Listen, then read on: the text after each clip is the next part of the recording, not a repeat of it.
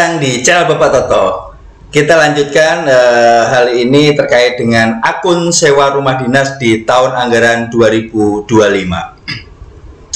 Pemutakhiran akun penerimaan pembayaran sewa rumah dinas atau negara ini dilatar belakangi oleh dari tahun 2024 sebelumnya, sebelum sampai 2024, sewa rumah dinas itu atau sewa rumah negara itu masih dicatat pada akun 425131 sebagai pendapatan sewa tanah, gedung, dan bangunan.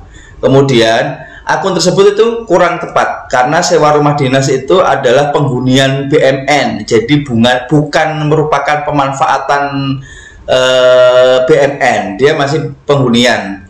Kemudian diperlukan penyesuaian agar pencatatan lebih akurat dan sesuai regulasinya. Jadi 425131 itu dulu itu semua pendapatan sewa tanah dan gedung bangunan itu semuanya masuk 425131 sampai dengan tahun 2024. Nah, ini ada perbedaan terkait misalkan nih 425131 itu ini mulai tahun 2025 ya. 425131 itu pendapatan sewa tanah, gedung, dan bangunan itu tidak lagi mencakup sewa rumah dinas atau negara.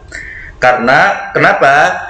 Untuk sewa rumah dinasnya itu digabung ke 425151 pendapatan penggunaan sarana dan prasarana sesuai dengan TUSI, mencakup sewa rumah dinas, negara, mes, dan asrama non properti investasi. Jadi 425131 itu untuk sewa tanah, gedung, dan bangunan yang termasuk properti investasi, ya yang di 425131. Contohnya apa? Misalkan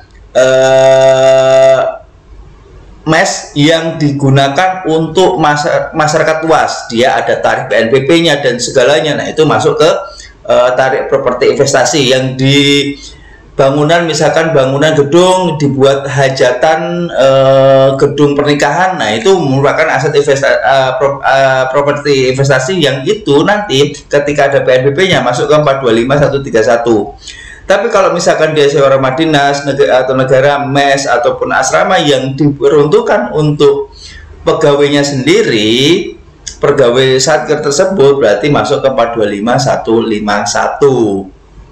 Kemudian, nah untuk selanjutnya bagaimana penjelasan akun baru 425151 digunakan untuk mencatat pendapatan atas penggunaan BUMN sesuai dengan tugas dan fungsinya TUSI, termasuk sewa rumah dinas atau negara, sewa mes, asrama yang tidak tercatat pada properti investasi. Jadi yang kita perlu highlight adalah properti investasi. Selama penggunaan BUMN itu bukan merupakan properti investasi, bukan ya, itu masuk ke 425151. Tapi kalau itu merupakan properti investasi, masuknya ke 425131.